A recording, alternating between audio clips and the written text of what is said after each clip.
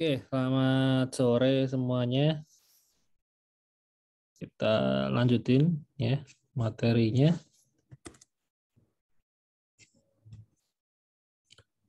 Jadi hari ini kita akan membahas tentang ini ya, apa namanya, knowledge of UI design ya, knowledge of user interface design. Kemudian nanti ada juga apa namanya, usability requirement ya, sama desain ya, desain principle, desain rules ya, desain panduan mendesain intinya ya, gitu.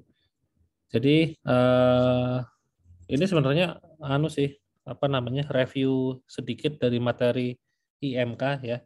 Barangkali ada yang lupa ya. Jadi saya kasih lagi materi yang pernah mungkin dibahas di IMK sekian pertemuan saya rangkum di sini ya. Karena ini merupakan materi yang cukup penting ya. Gitu. Nah, jadi kalau ngomongin mendesain ya, ketika kita mendesain itu kan sebenarnya ada panduannya ya, ada aturannya gitu loh. Kita mendesain kan nggak mungkin sembarangan, ya nggak mungkin suka-suka kita. Pasti ada aturannya itu tadi ya, rules-nya ya atau prinsipalnya. Jadi secara teori itu ada dua level ya, yaitu desain prinsipal sama desain rules. Ya, desain prinsipal itu tuh lebih umum ya. Jadi dibandingkan dengan yang rules, yang prinsipal ini lebih umum. Jadi sebenarnya prinsip-prinsip ya, desain prinsipal itu nggak hanya diterapkan untuk desain aja, tapi untuk semua aspek manusia gitu loh. Gitu karena berhubungan dengan prinsip-prinsip psikologi ya. Nah, kalau yang desain rules ini adalah semacam panduan mendesain tapi lebih ke teknis ya. Jadi kalau mendesain web itu caranya begini, kalau mendesain aplikasi Android begini, aplikasi iOS begini ya kayak gitu. Ya. Jadi ini disebut low level. Low level itu ya maksudnya lebih teknis, lebih spesifik ya. Hanya untuk platform tertentu ya atau untuk apa namanya perangkat tertentu aja. Gitu. Kalau yang prinsipal ini untuk semuanya. Jadi sifatnya lebih umum ya. Gitu. Nah, makanya kadang sulit diterapkan karena kalau misalnya saya bilang nih tampilan antarmuka harus simple. Nah, simple itu kan umum banget gitu loh. Yang simple tuh yang kayak gimana? Apakah simple itu warnanya nggak boleh banyak-banyak atau tulisannya cuma pakai satu macam font aja atau yang seperti apa sih yang simple? Nah, kayak gitu kan. Kalau urus itu kan aturannya jelas ya. Warnanya itu pakai warna pastel misalnya gitu. RGB-nya sekian sekian sekian itu sudah ada aturannya ya, kayak gitu. Oke. Nah, jadi kalau yang kita bahas yang prinsipal dulu ya. Jadi prinsipal itu kaitannya dengan psikologi. Sebenarnya ada banyak teori ya. Ada banyak teori. Ini teori yang pertama ya, 4 prinsip psikologi ya. 4 prinsip psikologi. Jadi yang pertama, prinsip psikologi pertama yang berhubungan dengan antar muka sistem itu ini ya. User see what they expect to see. Jadi maksudnya orang tuh melihat sesuatu itu sesuai dengan yang mereka pengen lihat gitu loh. Kayak misalnya saya kasih gambar ini nih. Nah, kayak ini. Kalau saya tanya ke kalian gitu ya, ini gambar apa sih gitu. Mungkin nanti ada yang jawab, ini gambar wajah manusia itu kan ada bentuk wajah gitu kan. Ada wajah manusia, ini matanya, ini hidungnya, ini mulutnya kan kayak gitu. Ya, ini juga ada orang lagi, jadi ada 2 orang berhadapan-hadapan gitu kan. Mungkin ada juga orang lain yang bilang ini gambar meja gitu ya. Ini gambar meja ya. Nah, itu kan beda-beda ya, tergantung orangnya yang lihat siapa gitu. Jadi setiap orang punya persepsi beda-beda. Nah, ini maksud dari prinsip psikologi yang pertama tadi. Nah, ini sebenarnya harus dihindari ketika kita mendesain ya. Kenapa? Karena kalau kayak gini kan ini kan ambigu gitu loh. Orang yang satu dengan yang lain kalau ditanya ini gambar apa, jawabannya bisa beda-beda.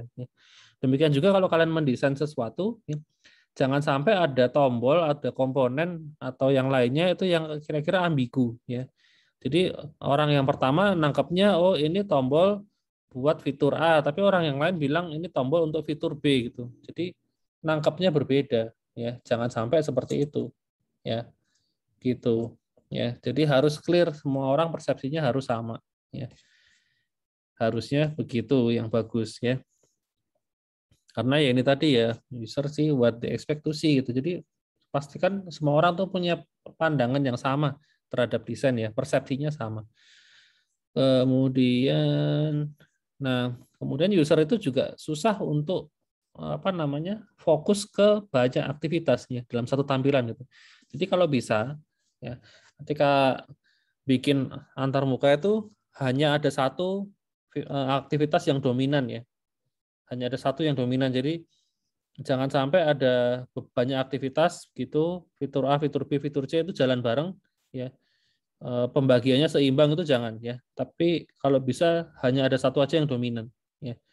Gitu. Karena pada dasarnya ya ini ya, orang tuh cuma bisa fokus ke satu hal ya pada umumnya. Memang beberapa orang ada yang bisa multitasking tapi itu jarang ya. Dan itu pun juga kurang bagus ya. Kurang bagus nanti orangnya cepat pikun. Katanya sih menurut penelitian begitu.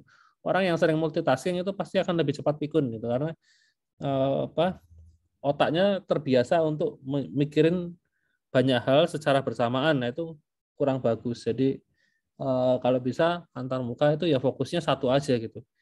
Makanya halaman web itu kan dibikin ada banyak halaman ya. Nggak cuma satu doang ya. Aplikasi di mobile kan juga sama, ada banyak tampilan gitu loh. Nggak cuma satu tampilan langsung diisi semua itu nggak mungkin ya. Terlalu penuh, terlalu overload ya, kurang bagus. Gitu. Kemudian, nah user itu lebih mudah untuk menerima tampilan yang terstruktur ya. Struktur itu maksudnya ada aturannya ya. Aturannya ada macam-macam ya. Ini contohnya ada 5 macam aturan di sini. Proximity, similarity, closure, continuity sama symmetry ya. Nah, pertama yang kita lihat yang ini, proximity. Proximity itu jarak ya. Kalau kita lihat di ada di sini ada banyak lingkaran ya. Kemudian lingkarannya tuh punya jarak berbeda antara satu dengan yang lain. Jadi lingkaran yang di sini itu dekat ke sini sama dekat yang ke sini gitu. Tapi lingkaran di sini itu jauh ke sini ya. Ini jaraknya jauh kalau mau ke sini ya. Nah, ini juga sama dari sini mau ke sini jauh ya. Nah, artinya apa? Artinya di sini kalau kita lihat ya, kalau saya tanya ke kalian ada berapa kelompok di sini, pasti semuanya sepakat jawab ada 3 kelompok ya. Ini kelompok yang pertama, ini yang kedua, ini yang ketiga. Kok bisa ada 3 kelompok? Ya karena jaraknya ya. Jarak itu kalau diterjemahkan kan proximity ya. Bahasa Inggrisnya proximity itu jarak. Padahal kan ini anu ya, bentuknya kan sama semua gitu loh. Tapi karena jaraknya berbeda-beda antar satu lingkaran dengan lingkaran yang lain, maka kita bisa tahu bahwa oh ini sama yang ini tuh beda kelompok ya. Yang ini sama yang ini. Demikian juga dengan yang ini ya. Itu beda kelompok dengan yang ini. Gitu. Terus kemudian yang kedua adalah similarity. Similarity itu adalah kemiripan ya. Jadi kalau saya tanya ya di yang apa poin B ini ada berapa kelompok di sini ya. Nah, mestinya semuanya jawab ada 2 kelompok, yaitu kelompok lingkaran sama kelompok segitiga kan kayak gitu. Meskipun di sini jaraknya itu dekatan semua ya. Dekat semua, jadi antara segitiga ke lingkaran atau segitiga ke segitiga ini sebenarnya jaraknya sama ya, semuanya sama. Tapi kita bisa tahu di sini ada 2 kelompok karena bentuknya berbeda ya. Jadi selain masalah jarak, kita bisa juga ngatur yang namanya kelompok itu by bentuknya. Kemudian closure itu tingkat kedekatan ya. Close itu kan dekat ya, closure itu kedekatan. Jadi kalau kita lihat di sini ada lingkaran ya. Lingkarannya ini tengahnya agak putus sedikit ya, nggak full. Ya, artinya ini melambangkan sesuatu yang tidak perfect ya. Paling sering dipakai untuk ini loading ya. Kalau kita lihat ini kayak loading yang biasanya bentuknya lingkaran gitu. Mulai dari sini jalan pelan-pelan ke sini ke sini ke sini ke sini sampai sini ya. Nah, loading itu apa? Proses kita seberapa jauh prosesnya itu berjalan tuh akan ditunjukkan berdasarkan ini ya, closure-nya ya. Semakin dekat dengan titik awal itu akan semakin menandakan bahwa dia hampir selesai.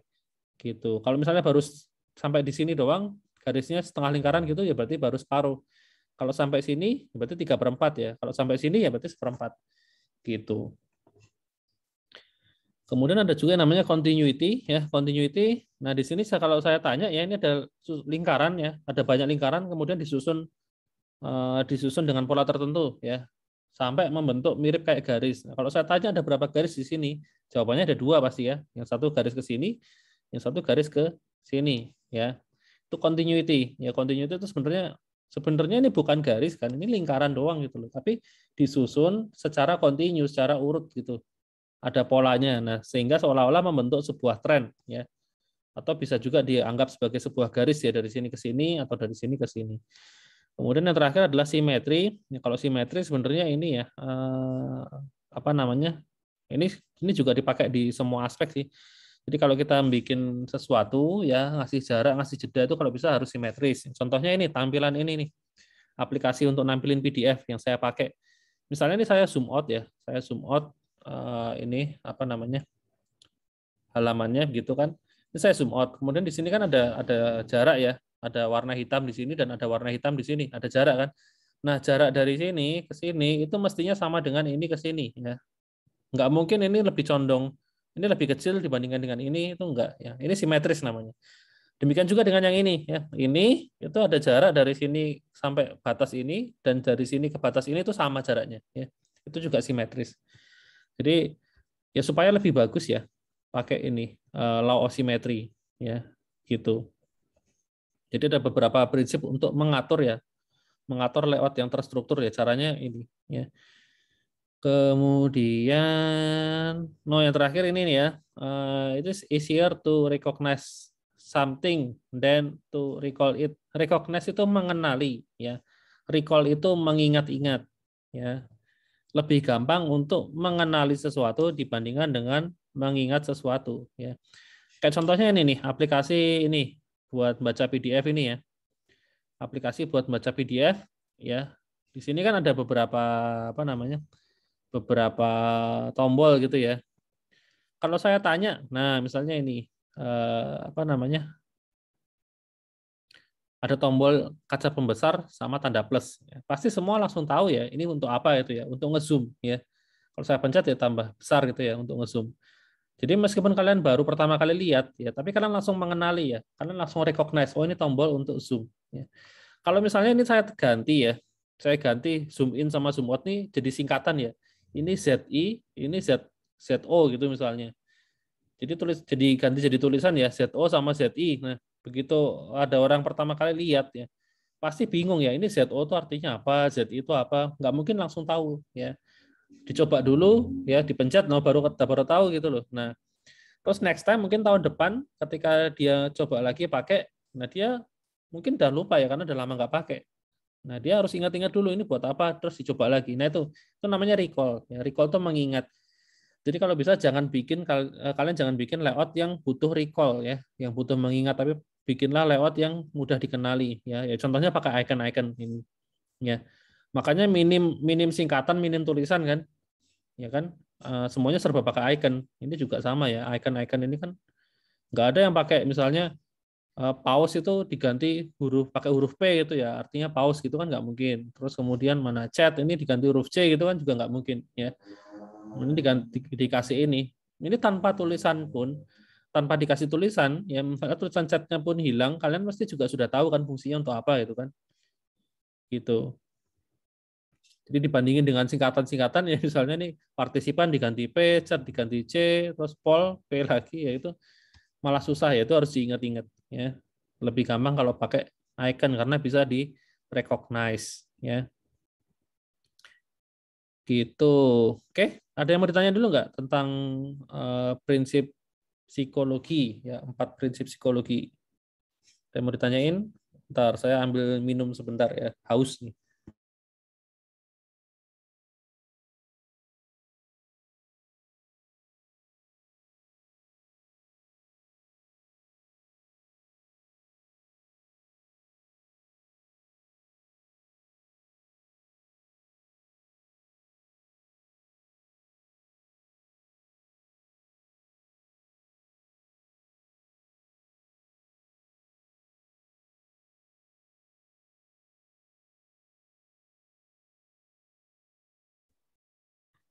Nggak ada yang ditanyakan? Masih belum, Pak. Oke, kalau nggak ada saya lanjut ya. Aduh. Oke, itu 4 prinsip psikologi ya. 4 psychological principles ya. Ya ini sebenarnya nggak hanya berlaku untuk desain ya, tapi untuk semua aspek ya. Nggak cuma masalah desain aja. Oke, nah berikutnya ini ada juga prinsipal from experience ya, prinsipal dari pengalaman gitu. Jadi teori prinsipal itu memang ada banyak ya, ada banyak. Jadi kalau yang ini prinsip-prinsip yang didasarkan pada pengalaman seseorang ya. Kalau ini ada 3 ya, ada 3 prinsipal. Yang pertama visibility ya. yang kedua affordance, ya, sama yang ketiga feedback, ya, ada 3. Bedanya apa sih? Bedanya sebenarnya gini. Kalau visibility itu adalah kondisi di mana kalian ketika lihat satu komponen atau satu objek, itu kalian tahu itu objek dipakai buat apa. Ya, jadi fungsinya untuk apa itu kalian tahu, itu namanya visibility, ya. Jadi kalau kalian lihat ya, ada objek seperti ini ya. Nah, ini apa gitu. Oh, kalian langsung tahu itu keran ya buat cuci tangan misalnya. Nah, itu namanya visibility-nya bagus ya. Jadi visible artinya langsung tahu ini bisa dipakai buat ngapain. Nah, berikutnya kalau affordance ya. Affordance itu kalian kalau lihat sebuah komponen, kalian tahu cara pakainya. Itu namanya affordance ya. Jadi kalau kalian lihat ini keran itu ya. Ini kan keran. Terus kemudian kalau kalian mau pakai caranya gimana? Nah, kan biasanya ada tuasnya tuh. Ini nggak ada tuasnya. Oh, kayaknya pakai sensor deh. Kalian langsung sodorin tangan di sini, keluar airnya. Nah, itu kalian berarti ini affordance-nya bagus ya. Jadi affordance itu kaitannya dengan masalah itu, apa namanya, cara pakainya gimana. Ya kayak pintu juga sama, pintu ada yang didorong, ada yang digeser ya. Itu kan kelihatan dari bentuk gagangnya gitu kan. Nah, jadi kalau gagangnya sampai salah ya, gagangnya itu harusnya gagang untuk geser tapi malah dikasihnya gagang untuk dorong, ya semua orang bakal nyoba dorong. Padahal pintunya pintu geser. Nah, kayak gitu itu affordance-nya jelek ya. Contohnya begitu ya. Jadi itu affordance. Nah, yang terakhir feedback ya. Kalau feedback itu sistem itu harus memberi respon ya, entah aksi yang kita lakukan itu berhasil atau gagal. Mestinya sistem akan tetap memberikan feedback ya, respon ya. Jadi misalnya di sini kalau misalnya kalian nyodorin tangan gitu, terus kemudian airnya kok nggak keluar gitu ya. Nah, itu kan penyebabnya bisa macam-macam itu. Apakah tangannya jaraknya kurang dekat atau kurang apakah kerannya yang rusak atau gimana, harusnya ada feedbacknya. Kalau kerannya rusak mungkin ada lampunya gitu ya, nyala warna merah gitu. Jadi orang nggak usah nyoba sampai berkali-kali gitu loh. Kalau memang rusak ya sudah nggak usah dicobain lagi kan gitu.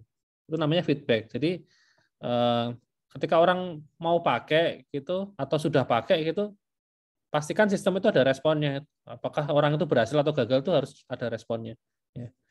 Jadi itu 3 prinsipal ya, by experience ya. Jadi prinsipal design from experience. Itu habis ya. Nah, itu desain prinsipal ya. Di sini saya jelasin ada 2 ya, yang prinsip psikologi sama prinsip berdasarkan pengalaman ya, experience. Ya. Gitu ya. Ada yang mau ditanya dulu nggak sampai di sini sebelum saya lanjut ke ini requirement? Ada yang chat nggak ada? Ya sudah, kita langsung lanjut aja ya, biar cepat selesai. Sudah sore.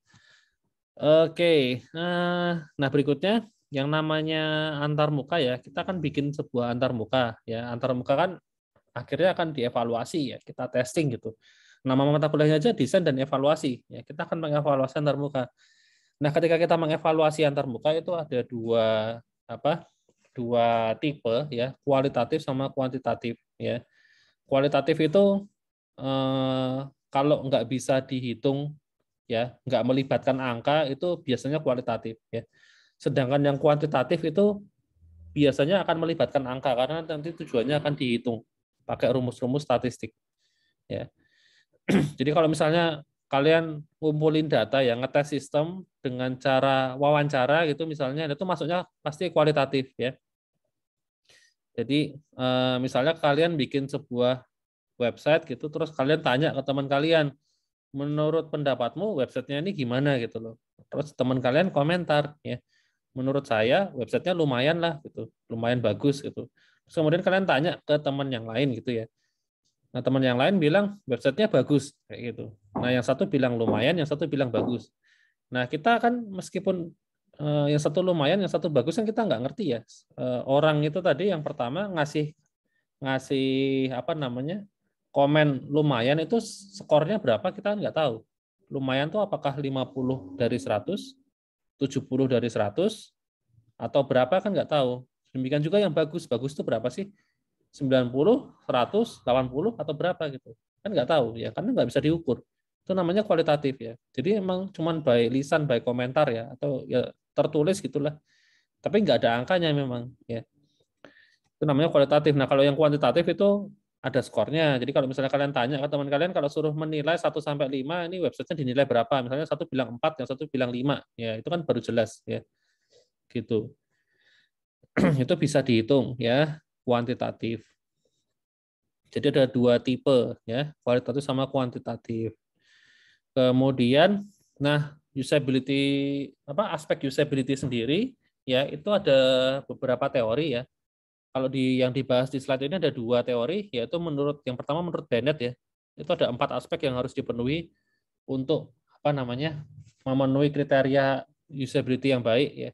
Kalau kemarin kita pas pertemuan pertama kita sempat bahas ya, yang namanya usability itu memenuhi 3 aspek, itu menurut standar ISO sekian itu ya. Kalau menurut Bennett itu ada 4 ini ya. Sebenarnya intinya sama kok. Intinya sama, cuma sudut pandangnya aja yang berbeda. Jadi kalau menurut Bennett itu ada learnability, ya, throughput, flexibility, sama attitude ya. Jadi maksudnya learnability yaitu sistemnya tuh gampang untuk dipelajari, intinya seperti itu ya. Kalau throughput itu ya sistemnya itu istilahnya ya. Ya kalau dipakai itu bisa memenuhi kebutuhan penggunanya gitu ya, throughput. Jadi outputnya itu sesuai harapan ya. Kalau flexibility itu bisa beradaptasi ya dengan berbagai macam pengguna ya.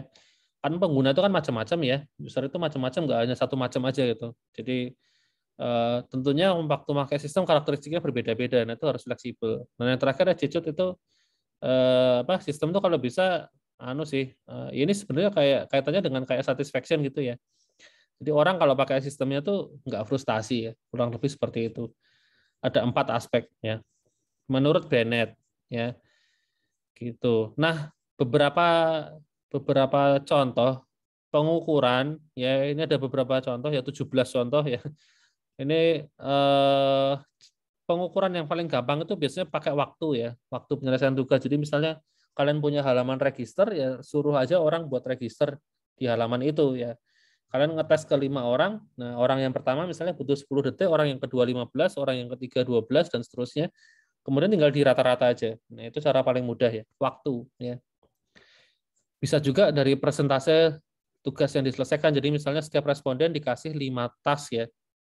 Dikasih 5 perintah gitu. Dari 5 perintah itu yang berhasil berapa sih? Oh, responden pertama itu berhasil 3 dari 5, responden yang kedua berhasil semuanya, responden yang ketiga cuman berhasil 1 dari 5. Nah, itu. Terus tinggal dihitung juga ya, berapa persen. Seperti itu dan seterusnya ya.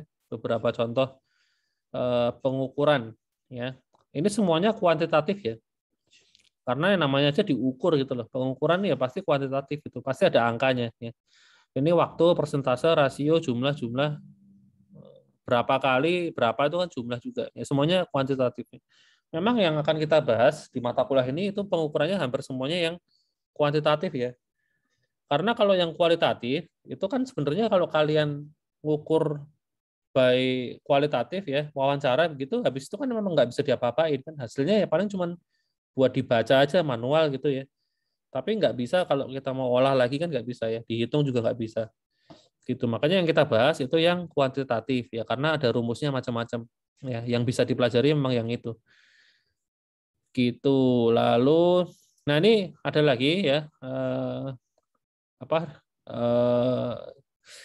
requirement usability menurut ini ya, namanya Questenberry ya. Ya sebenarnya intinya mirip kayak Bennett tadi ya, cuman kalau Bennett tadi ada 4 aspek ya, kalau Questenberry ada 5. Tapi sebenarnya kalau dirangkum itu intinya sama persis ya, intinya. Cuman beda orangnya yang bikin teori aja gitu.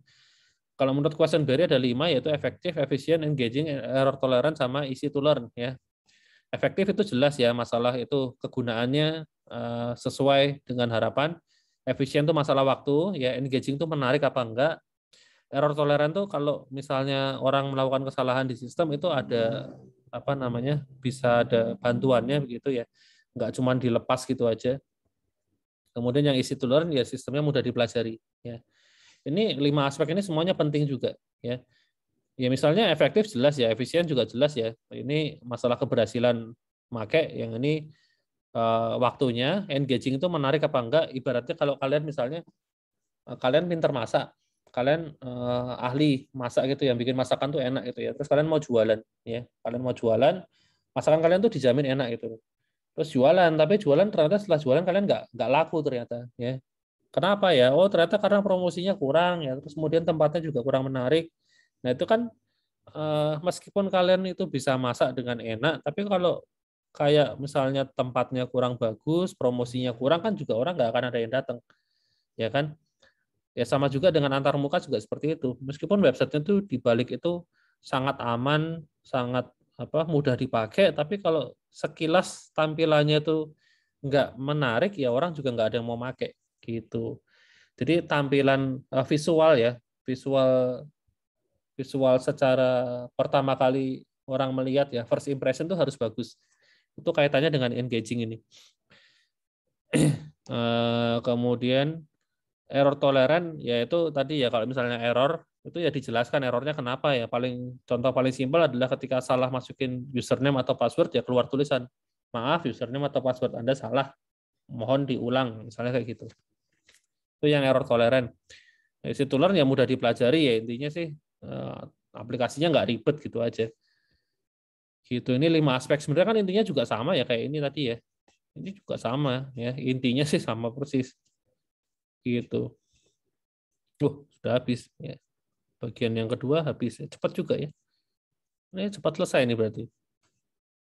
Ada yang mau ditanyain dulu mungkin sampai di sini?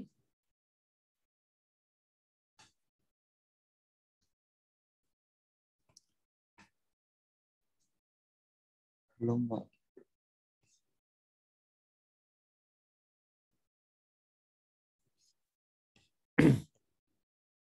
Oke, kalau nggak ada kita lanjut ya.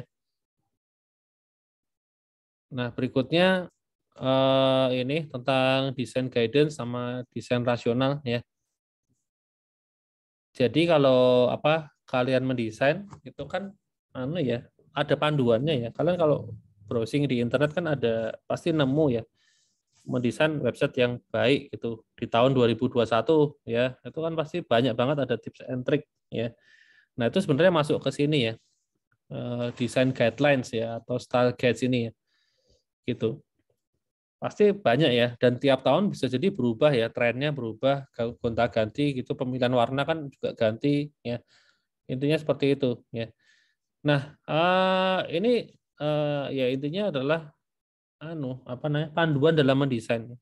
Ada dua macam panduan dalam mendesain itu. Yang pertama ini ya, user interface standard, misalnya pakai standar ISO ada, atau W3, biasanya W3C ini singkatannya apa ya, World Wide Web konsorsium atau apa ya C-nya tuh ya, saya lupa. Tapi ini dia kalau kalian buka websitenya itu ada prinsip-prinsip umum ketika mendesain web. Meskipun dia nggak nyebutin secara spesifik secara teknis banget gitu, enggak ya. Itu yang ini user interface standard ya, tujuannya supaya bisa diaplikasikan di banyak aspek gitu. Jadi kalau web sendiri kan juga macam-macam ya, ada web marketplace, ada web untuk media sosial, itu pun kan caranya mestinya berbeda. Nah, tapi dia pengennya bisa mengakomodasi semuanya, jadi dia bikin yang standar yang umum. Kalau yang mau spesifik itu ada yang ini ya, style guides ya, design guidelines gitu. Paling gampang ada beberapa yang komersil, contohnya yang ini punya Apple ya.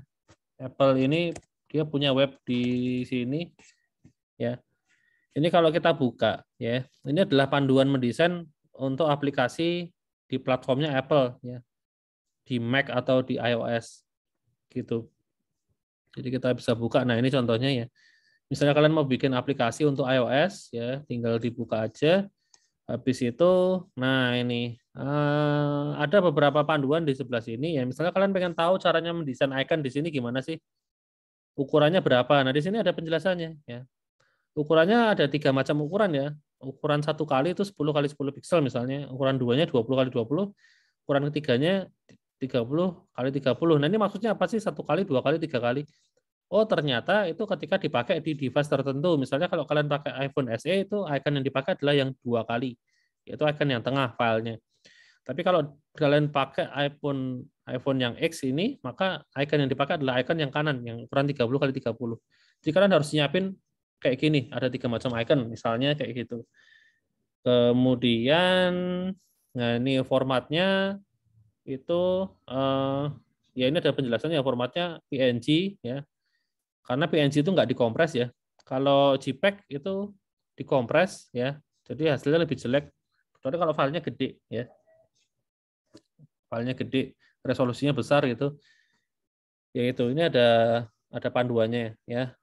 Kemudian apa lagi ya? Visual design ini apa ya? Color ya, pemilihan warna. Nah ini.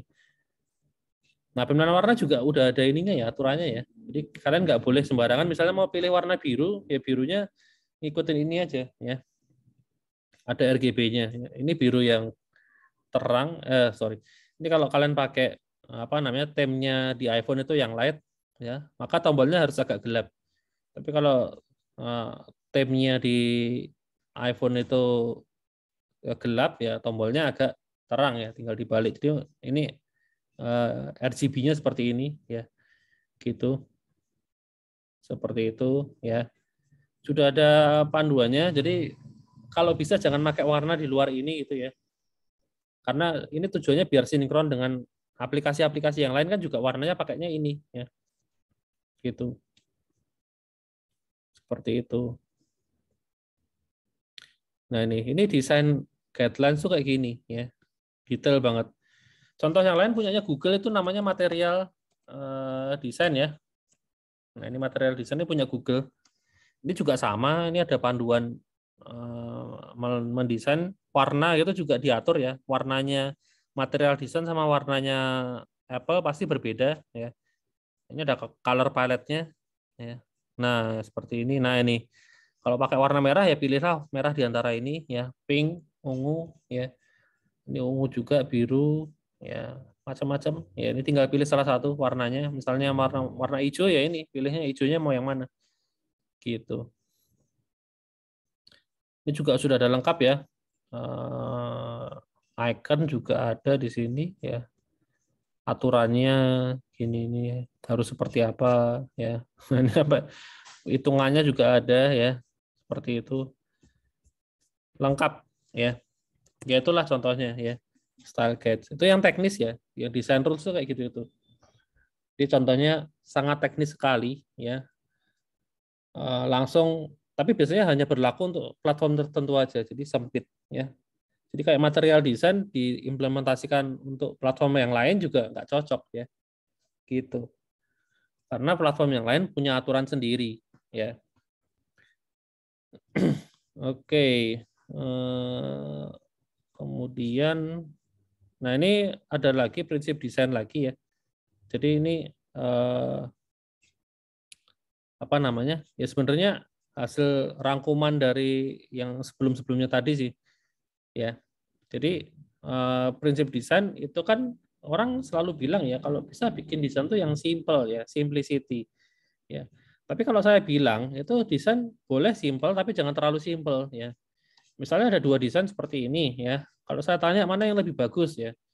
Kalau orang bilang simple ya ini lebih simple ya, ini paling simple gitu. Tombolnya cuma satu. Tapi kalau terlalu simple itu juga bikin bingung ya. Jadi kan misalnya ini blender ya. Ini blender. Blendernya ini kan ada beberapa mode gitu kan. Jadi kalau misalnya mau bikin jus sama mau giling cabai itu kan pasti beda ya kan. Pasti beda tombol gitu loh. Ini tingkat kekuatannya mungkin atau tingkat putarannya gitu ya, beda-beda kan. Nah, tapi kalau yang ini kan terlalu banyak ya. Jadi ketika saya mau bikin jus ya, mau bikin jus apel gitu, saya harus pakai yang mana tombolnya kan mikir dulu pasti ya karena tombolnya banyak. Kalau lihat yang ini tombolnya ya cuman satu aja ya, tinggal pencet jadi nggak pakai mikir. Nah cuman kekurangannya kan kalau yang ini kan tadi harus mikir ya karena tombolnya terlalu banyak. Kalau yang ini misalnya orang punya preferensi apa namanya preferensi berbeda-beda, mungkin ada orang yang suka jusnya encer, ada juga orang yang suka jusnya tuh agak agak kasar gitu ya. Nah sementara tombolnya cuma satu, terus caranya gimana? Nah apakah tombolnya ini harus ditekan agak dalam itu baru nanti bikin jus yang encer, tapi kalau nekannya nggak terlalu dalam itu nanti jusnya masih kasar, nah kayak gitu ya. Kalau terlalu sedikit juga bikin bingung ya. Bingung lah kalau saya mau bikin encer gimana caranya, kan mikir juga akhirnya, ya kan? Gitu. Ya. Jadi jangan terlalu rumit, jangan juga terlalu simpel ya. Memang simplicity boleh sih ya, boleh simple tapi jangan terlalu simpel banget ya. Gitu. Kemudian, nah ini juga sama, ini contoh website ya. Website kayak gini tapi sudah nggak ada. Zaman dulu sih banyak ya. Zaman dulu banyak banget, tapi kalau zaman sekarang udah nggak ada ya. Jadi kontennya ini penuh banget ya. Semua tempat diisi dan pemilihan warna, font dan lain-lainnya ini nggak ada yang oke ya. Nggak enak dilihat kan. Kurang simple gitu. Tapi kontennya banyak itu. Tapi karena kebanyakan konten jadi nggak simpel ya, termasuk ya itu tadi karena pemilihan komponennya kurang harmonis. Bandingin dengan yang ini ya, ini website yang sama, bukan website yang sama, fungsinya sama, sama-sama untuk pesan hotel ya. Yang ini tadi namanya apa nih? Paradise with a view ya. Yang bawah ini Agoda ya. Sama-sama buat pesan hotel. Kalau kita lihat di sini sebenarnya fiturnya lebih sedikit ya, tombolnya lebih sedikit ya. Tapi kan lebih enak dilihat ya. Karena lebih simpel gitu loh, sederhana, bersih gitu, clean ya. Lebih ya, semua pasti sepakat lebih enak pakai yang ini daripada yang ini kan, gitu. Karena ini nggak simpel ya, rumit gitu loh, warnanya kebanyakan, lewatnya juga nggak rapi ya, rumit gitu. Nah ini juga sama kasusnya untuk game ya. Kalau kalian mungkin ada yang suka main game, main game online terutama ya, biasanya game online ya kayak gini nih, satu layar itu penuh informasi. Kalau orang biasa, misalnya saya nih, saya nggak suka main game, terus kemudian saya pengen main game ya. Saya cari-cari game yang bagus apa ya. Kemudian saya nemu screenshotnya salah satu game kayak gini ya. Ini screenshotnya kayak gini, saya nggak jadi main game ya. Batal mundur saya ya. Melihat sekilas saja langsung pusing. Ya. Sampai kontennya nggak kelihatan karena saking penuhnya tulisannya. Ya, ini juga contoh yang tidak simpel ya. Gitu. Ya mungkin kalau orang yang biasa main game lihat kayak gini biasa gitu ya. Tapi kalau orang yang baru awam gitu, lihat udah pusing duluan pasti ya. Kebanyakan informasi ya, overload gitu. Nggak simpel juga ini ya.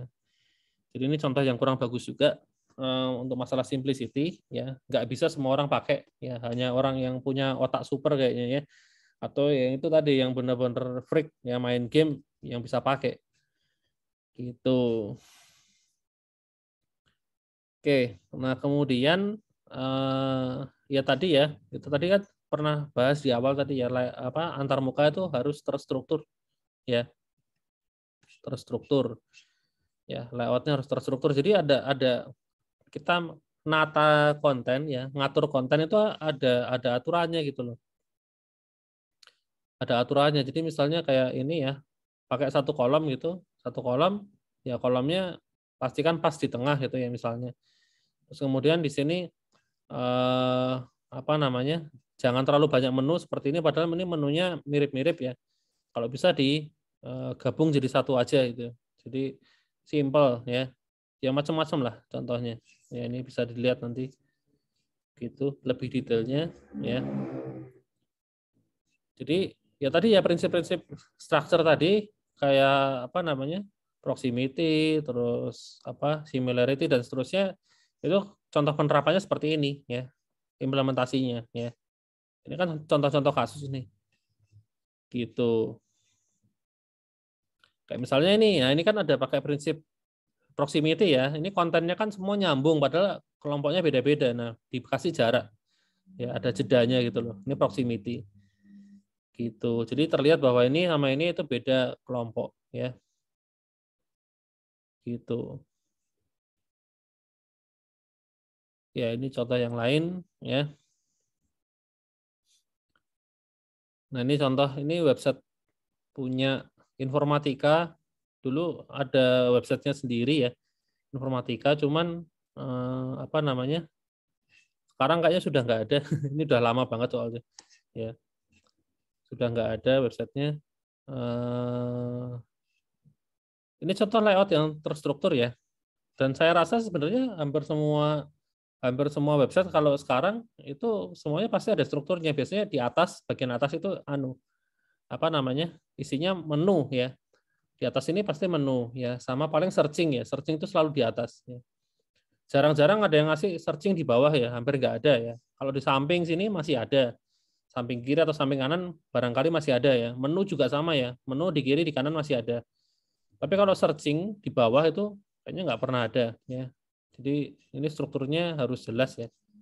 Kayak gini ya. Nah, ini anu ya, diukurnya pakai eye tracker. Jadi orang dari sini, orang pertama kali lihat website ini yang dilihat adalah logonya. Kemudian ada wajah orang yang besar di sini, terus di sini. Kalau dilihat ternyata tulisan yang di sini nggak pernah dibaca ya. Nah, kayak gitu. Berarti tujuan kita nggak tercapai, padahal kita pengen orang baca tulisan ini. Nah, akhirnya mungkin diganti jadi seperti ini ya. Kontennya kan bisa kebaca. Nah, ini ngukur kayak gini bisa pakai eye tracker ya. Gitu. Eye tracker itu yang bisa baca gerakan mata itu. Jadi tahu matanya lihat kemana ya. Terus tinggal diukur ya. Gitu. Ini juga terstruktur ya, ada pengelompokan antara ini pixel dimension sama document size. Ini kelompoknya berbeda, ada bordernya ini, ada garisnya ya. Ini juga ada, terus kemudian di sini ada ini sejajar ya, ini satu kelompok ya. Kemudian ini juga sama, ini kalau kalian lihat ya, tombol OK sama cancel ini jaraknya segini, sementara dari cancel ke auto ini lebih jauh ya. Menandakan apa? Artinya OK sama cancel ini sepaket ya. Sepaket yang saling berlawanan gitu. Kalau mau setuju ya pencet OK, kalau nggak setuju ya pencet cancel kan gitu. Ya kan? Kalau auto ini karena jaraknya jauh berarti ini sudah beda kelompok ya. Ini beda kelompok, nggak ada hubungannya dengan yang ini. Gitu karena jaraknya lebih jauh. Ya kan kita bisa menyimpulkan seperti itu ya. Karena jaraknya.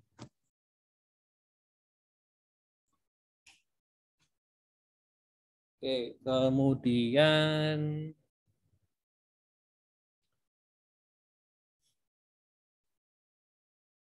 nah, prinsip berikutnya adalah konsistensi. Ini juga penting ya.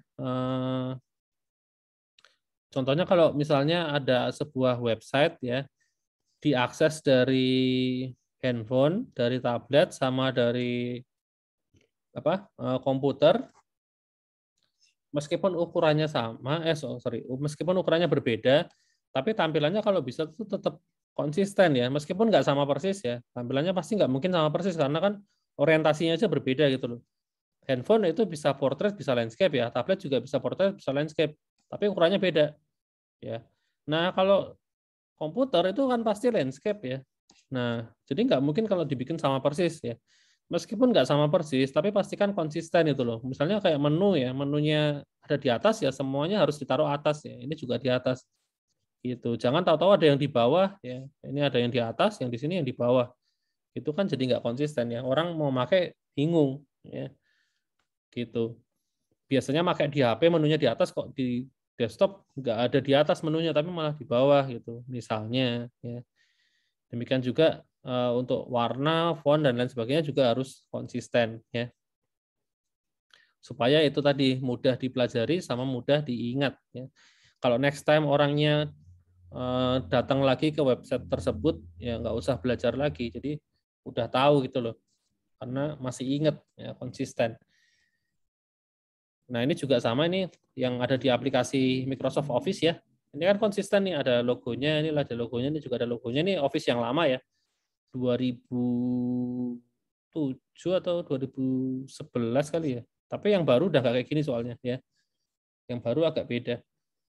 Ini Office yang lama, tapi ini kan Word, Excel, PowerPoint. Kalau kita lihat kan sekilas sama ya, karena konsisten. Padahal sebenarnya menunya beda-beda itu loh. Kontennya berbeda, tapi sekilas sama ya, karena itu tadi dia menerapkan prinsip konsistensi ya. Gitu. Konsistensi yang internal ya ada dua macam ya. Internal tuh yang satu perusahaan ya. Ini semuanya sama-sama Microsoft ya. Kemudian kalau konsistensi yang eksternal itu ini sebenarnya website-website ini kan beda perusahaan, tapi kalau kita lihat semuanya konsisten ya karena memang sudah pakemnya begitu. Kayak misalnya searching itu pasti di atas ya, menu juga pasti di atas. Jadi kalau kalian bikin website ya, marketplace yang baru kalian bikin, kalian taruh searchingnya di bawah, nah itu nggak konsisten ya. Pasti orang nggak ada yang pakai karena bingung. Pertama kali buka kok nggak ada searchingnya itu. Nggak taunya di bawah ya. Nah jangan bikin yang model kayak gitu. Kalau bisa samain aja dengan website-website yang sudah ada ya, biar konsisten. Gitu. Nah, kemudian ada lagi prinsip tolerance ya. Jadi yang namanya website itu, kok website desain itu harus ini ya, ada error tolerance ya. Jadi ya tadi kalau misalnya usernya melakukan kesalahan itu ada solusinya ya. Contohnya seperti ini. Ini Firefox ya. Ketika buka Firefox ternyata dia nggak bisa buka halaman yang terakhir kali dibuka gitu. Jadi ada pesannya gitu loh, terus ada solusinya juga kita harus ngapain ya. You can try. Nah, ini yang pertama, ini yang kedua ini ya. Ini juga sama, ini masukin username, masukin password ya, ternyata salah gitu, keluar tulisan ya. Keluar tulisannya we were unable to match ya. Jadi username sama passwordnya tuh nggak ketemu gitu loh. Nggak ada yang username sama passwordnya itu gitu. Keluar tulisannya. Please check and try again. Nah, yang ini, nah ini contoh ini Twitter client zaman dulu ya. Sebenarnya ini juga sama, ini masukin username, masukin password. Tapi ketika username sama passwordnya salah, nggak ada pesan yang jelas itu. Jadi kita nggak tahu ini errornya kenapa sih. Apakah karena username passwordnya salah atau karena memang websitenya lagi down misalnya. Kan nggak ada yang tahu ya. Nah itu. Jadi ini kurang jelas, ini contoh yang jelek ya. Ini contoh yang lain. Nah ini contoh yang lain. Nah, ini contoh yang bagus, ini contoh yang bagus, ini contoh yang jelek ya. Misalnya ini ketika kalian mencoba masang hard disk baru terus diakses, tapi ada error, keluar errornya kayak gini, ya siapa yang bisa nebak ya? Siapa yang tahu ini maksudnya apaan? Saya aja yang orang IT juga nggak tahu ini maksudnya ngapain itu, ya kan? Ya kali kita suruh ngapalin kode-kode kayak gini kan juga nggak mungkin, ya. Gitu. Ini contoh yang jelek, ya. Gitu. Nah ini kalau kalian mau lihat nanti di sini ada nama apa? Halaman web ya, tata cara menulis pesan error yang baik ya, nanti bisa dibaca sendiri ya. Kemudian nah berikutnya ada juga yang disebut universal design ya. Universal design itu artinya desain yang kalian bikin tuh kalau bisa dipakai oleh semua orang ya tanpa terkecuali. Maksudnya ada misalnya ada orang dengan keterbatasan tertentu tetap bisa pakai. Misalnya ada orang buta warna mau pakai ya bisa ya. Ada orang buta sama sekali mau pakai ya kalau bisa sih ya bisa gitu ya, tapi susah ya. Tapi kalau buta warna kan masih bisa lihat jadi masih oke lah ya. Misalnya kalau misalnya ada orang buta warna gitu, nah contohnya ini nih, tombolnya di Mac ini loh, di kiri atas ini kan ada 3 tombol nih, ada orange, ada merah, ada orange, sama ada hijau ya kan. Nah sekarang kalau misalnya orangnya buta warna, dia nggak bisa bedain warna. Nah orang kan jadi nggak tahu ini tombolnya kan tiga-tiganya dilihatnya sama aja gitu loh. 3 tombol ini kan jadi sama gitu loh, ya kan? Padahal fungsinya beda-beda. Ya, jadi kalau sekali lihat nggak tahu harus diarahkan dulu, nah baru kelihatan fungsinya, ya kan? Gitu. Tapi kalau dari jauh kan nggak tahu. Tapi kalau kita yang bisa lihat warna kan tahu. Oh kalau mau gedein halaman ya pakai yang warna hijau kan langsung tahu. Oh hijau itu yang kanan gitu. Misalnya yang ini. Nah ini hijau ya. Tapi kalau orangnya buta warna kan nggak tahu ya. Tombol yang hijau yang mana, yang di kiri, di tengah apa di kanan kan nggak tahu dia. Nah itu nggak emang nggak universal dia. Harus diarahin dulu satu-satu. Oh ini baru tahu ya. Gitu. Ini contoh yang lain itu kasusnya untuk gagang pintu ya. Gagang pintu yang bisa dipakai siapapun, anak kecil bisa, orang dewasa bisa, orang difabel bisa, terus orang yang lagi tidak berdaya, ini contohnya kebakaran, ya dia sesak napas akhirnya hanya bisa merangkak, itu pun juga masih bisa pakai. Ya. Gitu. Dibikin panjangnya sekian, ada ukurannya, ya kayak gitu contohnya. Nah ini contoh yang lain, CAPTCHA untuk orang yang buta yang nggak bisa lihat bisa pakai suara ya. Gitu. Kalau yang bisa lihat ya tinggal ditulis, tapi kalau nggak bisa bisa diganti suara. Ya. Seperti itu. Kemudian, loh, sudah habis.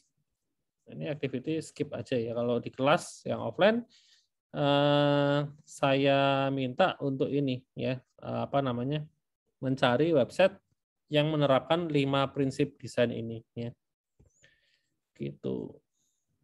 Oke, sampai sini. Ada yang mau ditanyain? Tentang materinya? Materinya sudah saya upload ya di Moodle ya. Sudah saya upload. Kuisnya juga sudah, jangan lupa dikerjakan. Adakah yang mau ditanyakan dulu mungkin sebelum saya akhiri tentang Saya prinsip? Pak, Oh ya, gimana? ini Pak, tadi ada yang customize style guides ya Pak. Tadi itu maksudnya gimana ya Pak? Customize itu tadi di Iya mana Pak, tadi? di bawah. Udah kelewat ya. Yang ini tadi Iya, ya, yang Apple tadi ya. Nah, ini ya. iya Pak. Nah, ini jadi kalau apa namanya? Sebenarnya kalau yang commercial style gadgets itu biasanya dikeluarkan oleh perusahaan yang komersil. Ya, misalnya Apple. Terus tadi saya tunjukin ada punyanya Google ya. Samsung juga punya sebenarnya. Cuman punya Samsung kurang populer karena Samsung itu kan anu ya, dulu dia punya sistem operasi namanya Tizen ya, cuman kurang laku jadi sudah nggak ada lagi. Sekarang dia pakai full Android ya. Tapi sebenarnya punya juga. Jadi intinya kalau yang komersial ini dikeluarkan oleh perusahaan. Misalnya ini Apple, Microsoft, IBM, Google, Samsung, ya pokoknya vendor-vendor ngeluarin. Ya. Nah kalau yang ini customize style gadgets itu yang non komersial ya.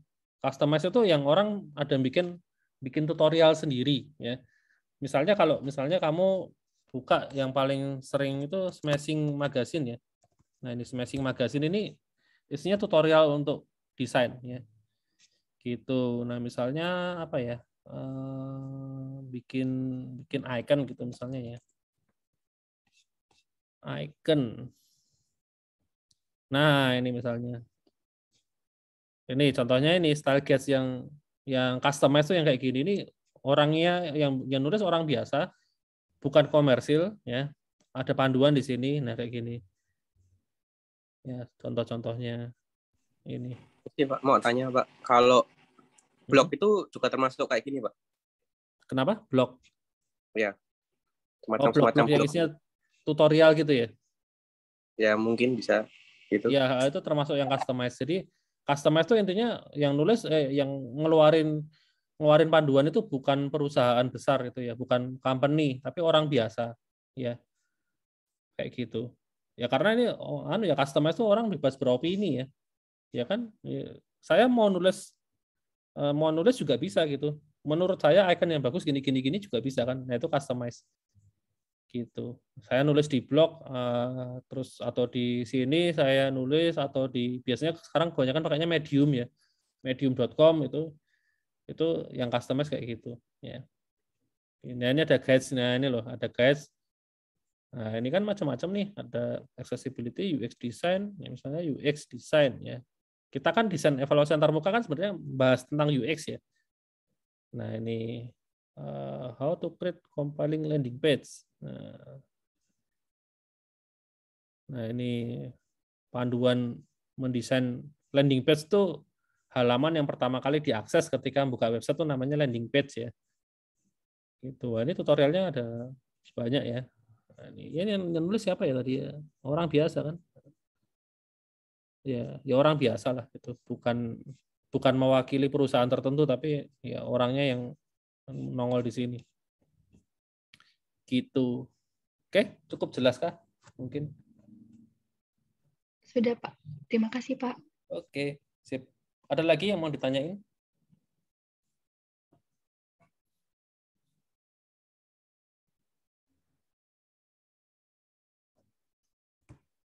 Adakah?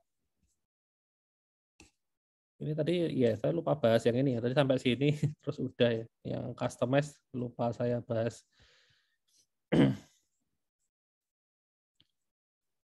Oke, tidak ada kah? Ya, kalau tidak ada ya mungkin kelas kita sampai di sini aja ya. Saya rasa cukup untuk pertemuan kali ini ya. Kuisnya jangan lupa ya, sudah saya pasang di Moodle ya. Oke, kalau gitu ya sudah, pertemuan kita sampai di sini aja. Sampai ketemu lagi minggu depan ya. Oke, thank you semuanya. Kasih, Terima kasih Pak. Pak. Terima kasih, Pak.